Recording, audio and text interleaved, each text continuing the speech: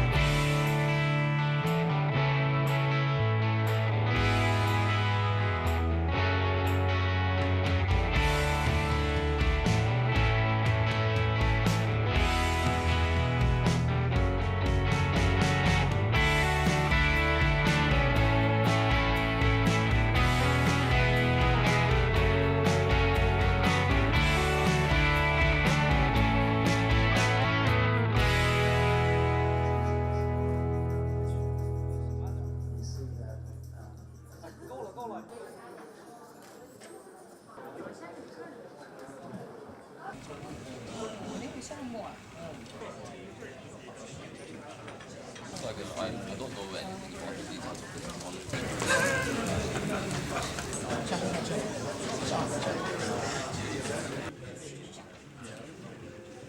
Welcome to the inaugural Innovation Competition of International Talents Australian final, organised by the city of Shenzhen and China. And my name is Jason Fang. I'm delighted to be MC today. Okay, without further ado, let's introduce and invite the first presenter to the stage. While I was a university researcher and lecturer, I introduced some of these advancing principles in training as part of a product development course. And the remarkable outcome was that even the students that typically received lower marks, they were able to come up with patentable inventions. Now, our business is to produce inventions and patent them and secure the IP. And to generate some first cash flow, we'll do that with engineering projects where we contract car companies to test our inventions and verify them with some of their vehicles. The other benefit of this process is we learn a lot during these engineering projects and are able to refine our inventions, make it better. The ultimate goal is licensing to generate shareholder value and also to invest some of profit into new inventions, making new inventions and patent them and repeat this whole cycle. So it's a bit like when you start an engine, the first circle is the hardest, but once the machine is rotating, it spins faster and faster and generates more income. The first invention, you probably heard all about the Volkswagen emission issue. Now, this problem has caused real-world driving emissions to become now one of the biggest issues in the automotive industry. Destroyed billions of dollars of value in various companies. And even the car manufacturers themselves have acknowledged that real driving emissions are about 7 times higher than certification levels. We identified 5 root causes, and these could be potentially illegal repeat devices as well. All of them are on most modern diesel cars, and even some of them on modern gasoline cars. But with our inventions, these devices are not. Started this company part-time in 2006 with the idea of the balance control to make leaning vehicles as safe as a car. I just have a question here. How would you expect how many years, 2, 3, or 5 years can be really commercialized? It depends on the technology. In that industry, you got to have a long breath. For example, the balance control, I started working on that about 14 years ago while I was still with Ford in Germany. At the time, Ford in Germany wasn't interested, and there's a special German law saying that then the company you work for have to, if they decide not to take the invention, they have to give it back to the inventor, and you can commercialize it yourself. So that was 14 years ago. They didn't have an interest. Now, 2 years ago, I met with their CTO, and then now I have a little group working on such vehicles. So I knew that for this technology, it's a very long journey, but for the real-world driving emissions, it's completely the opposite, because there's these court cases going on in various parts of the world, and there's not only one car manufacturer involved, there's several car manufacturers involved, and they have to find solutions very, very quickly.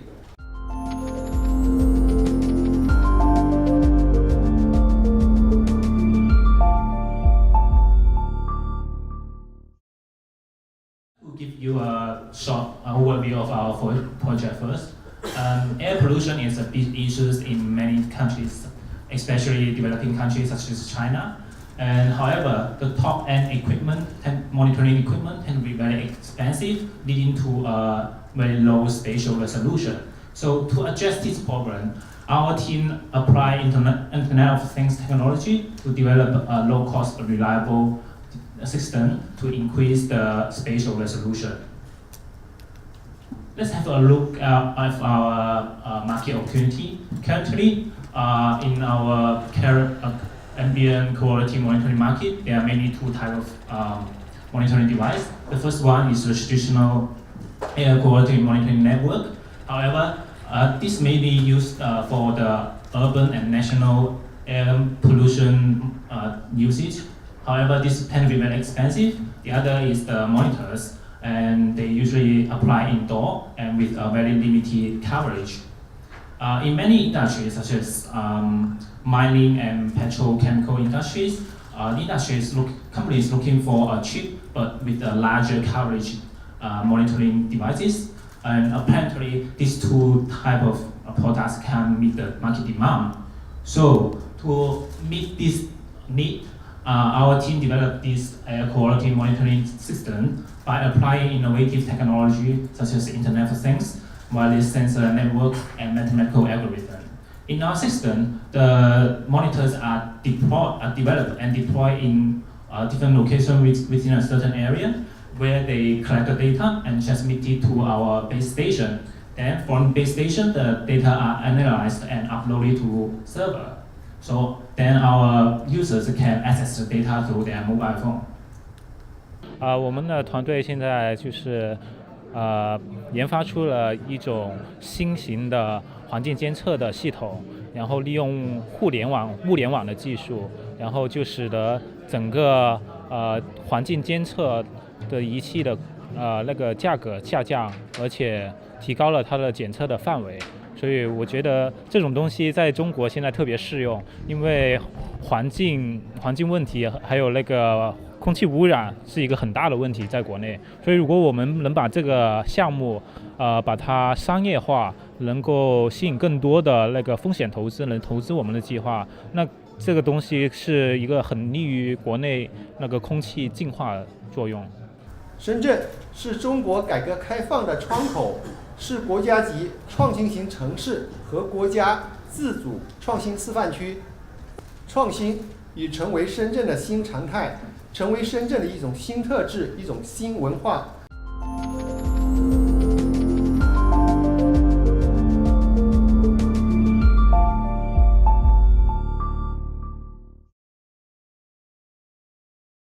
Today, my topic is the AI Service Specialist Framework. And before we talk about this one, and we want to talk about the service first. So every day we receive service and provide service to people. And I want to ask some questions. So have you got a moment to answer the same question again and again, and you feel boring and tired? And we know even the most brilliant Go players cannot avoid human mistake in front of the computers. So we want less emotion factors and human mistake to affect our service quality. And many of us are facing the same problem. We have a long waiting period during calling the call center.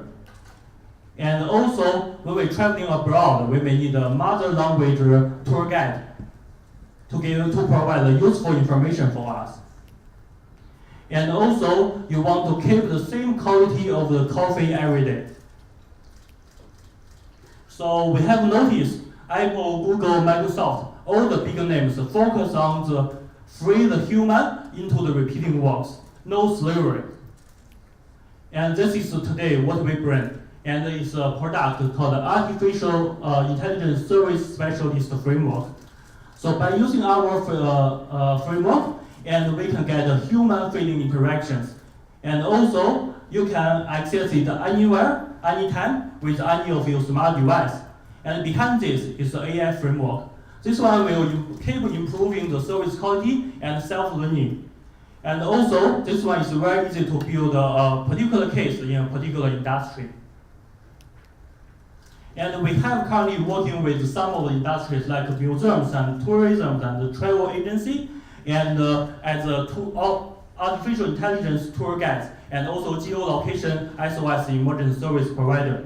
We are working with the winery, IT companies, and property developers to build sales, marketing, and technical support tour, and to improve the work efficiency. And we are working with the telecommunication companies to build AI customer support. 大家好，我叫郝瀚，我是 ArtIT 的 CEO。我们主要研究的是人工智能方向。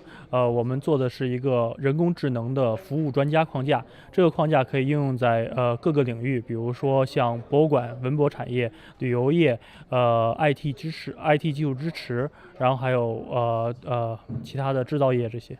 Main industrial district of Shenzhen with an outstanding industrial system. The local supply rate almost impressive, has reached 60%, and as our electronic information enterprises has reached 19%.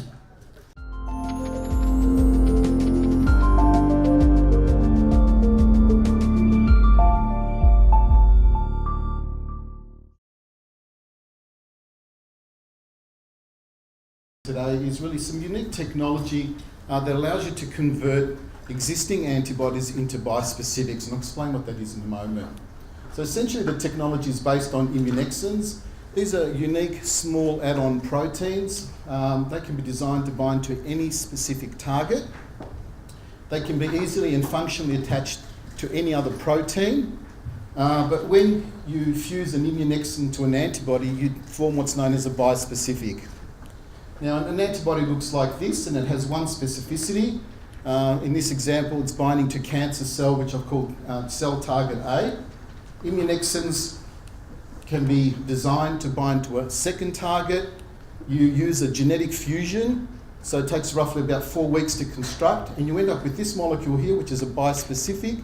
The antibody end still maintains its original specificity, cell target A, but you've added a second specificity through the fused immunexins, in this example, cell target B.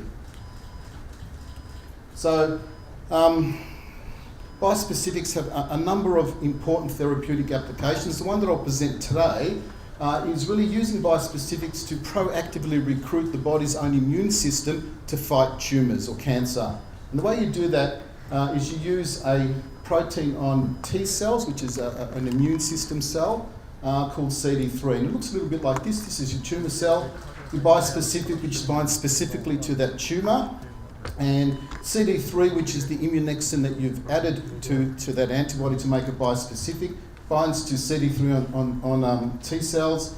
Once this complex forms, the T cell kills the tumour. Okay, so how can our technology be applied? What problems would it solve, and what's the commercial potential? Okay, what we did is we looked at all the antibodies out there that our technology can be applied to, and we divided them into 3 categories. I even talk with the pharmaceutical company, talk about how your technology is getting to bio better, and what's their reaction? We have just submitted our patents. So the answer to your question is we haven't, because we hadn't had our patents finalised. Now, our patents are in, And our next step is to talk to some of the biotech companies and pharmaceutical companies. I've got associations with CSL and GSK, for example, so we'll talk to them first. I thought the competition was well organised, and certainly there was a lot of fanfare and a lot of important signatories here. The fact that I came second was also important for us. We get to go to Shenzhen now and really, I guess, highlight our technology again, and hopefully we can end up second there as well.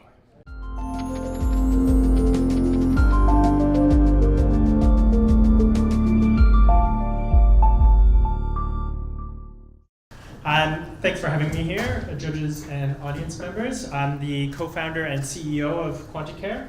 Our mission is really to build tools that enable healthcare professionals to develop or deliver more proactive and preventative healthcare services. We think that this is really the future of healthcare as healthcare systems around the world move from a fee-for-service to a more fee-for-value-based system. There's 3 team members, myself and have a clinical background, and the other 2 members cover data science, artificial intelligence, and then also a robotics background.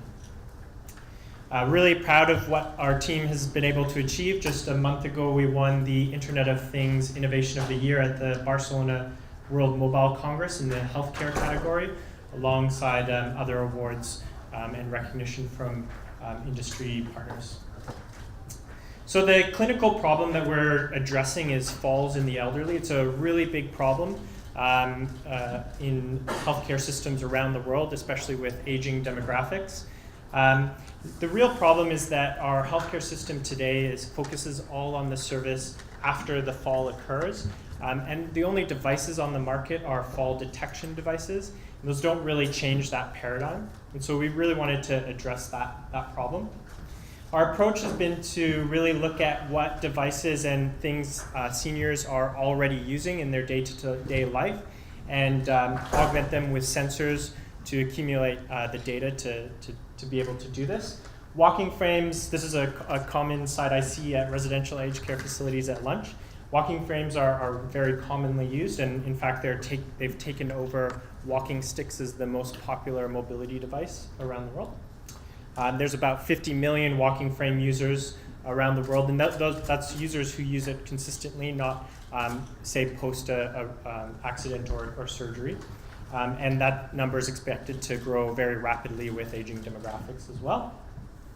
And so what we've done is we've augmented and given walking frames a bit of a design update.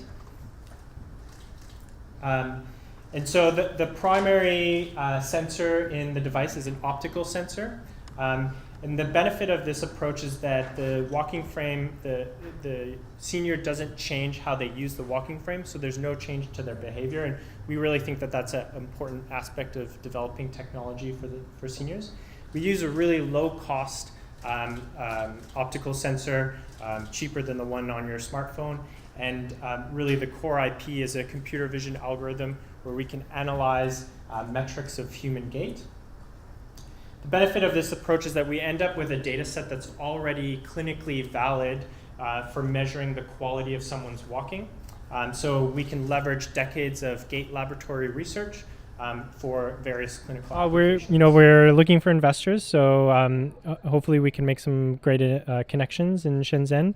The Shenzhen's really well known for its activity in the Internet of Things, which our product falls in that category. And so we'd be excited not just to look for investment, but also partners to help build our product as well.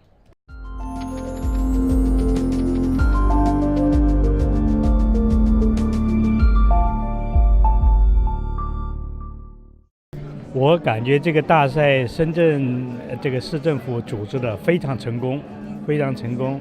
我们从今天参赛的选手来说的话，他们水平我认为是非常高的，是一流的，是一流的。而且很多是年轻人出来，这是我们所希望看到的，也是有我们的这个亮点之一。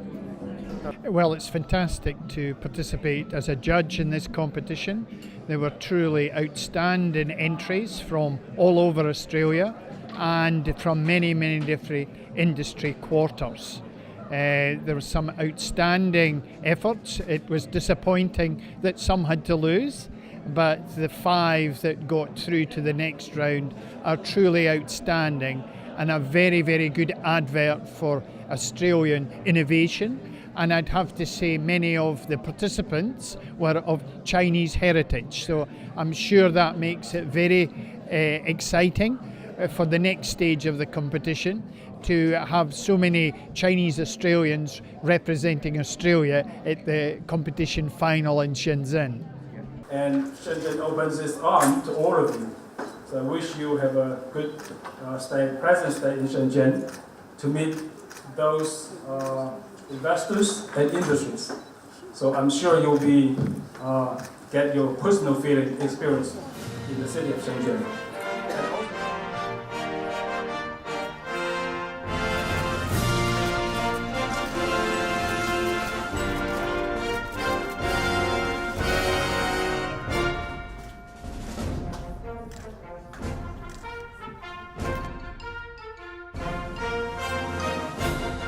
Depends on the technology. In that industry, you got to have a long breath. Air pollution is a big issue in many countries. Today, my topic is the AI Service Specialist Framework. Once this complex forms, the T cell kills the tumour. Our mission is really to build tools that enable healthcare professionals